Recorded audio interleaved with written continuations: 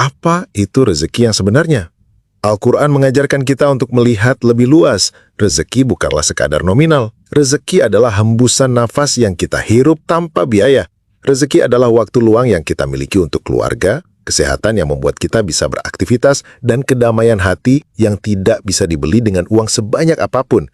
Bahkan ide-ide cemerlang yang muncul di kepala kita itu pun rezeki.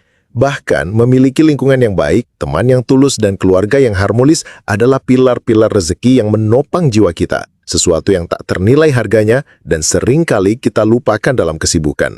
Ketika kita memahami ini, kita tidak lagi mengejar angka mati, tapi kita mulai mensyukuri kehidupan yang kaya dalam arti sebenarnya.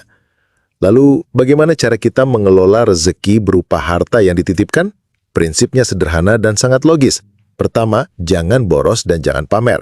Al-Quran secara tegas melarang kita menghambur-hamburkan harta, karena pemborosan itu didasari oleh gengsi dan keinginan untuk pamer, bukan kebutuhan. Kuncinya adalah hidup di bawah kemampuan, bukan pas-pasan dengan penghasilan.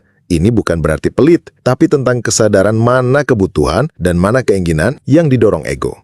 Kedua, harta itu harus bergerak, harus berputar. Kekayaan tidak boleh berhenti dan menumpuk hanya di satu titik. Pikirkan ini sebagai ekosistem. Dengan membantu satu usaha kecil, kita tidak hanya menolong pemiliknya, tapi juga pekerjanya dan keluarga mereka. Membeli dari pedagang lokal ketimbang korporasi besar adalah cara sederhana untuk memastikan harta kita berputar dan memberdayakan komunitas terdekat.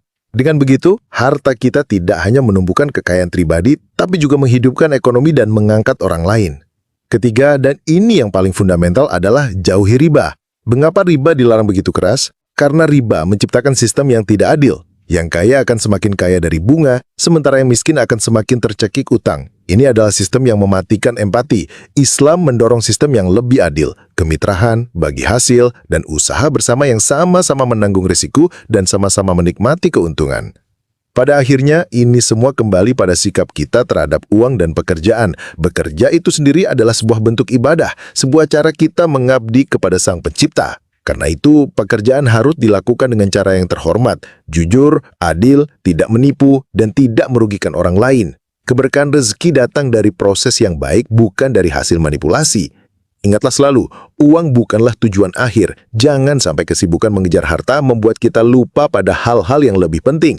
Uang hanyalah alat untuk menjalani kehidupan yang lebih baik, bukan pusat dari kehidupan itu sendiri. Sebab jika uang menjadi pusatnya, ia akan menuntut segalanya dari kita. Waktu kita, energi kita, bahkan integritas kita.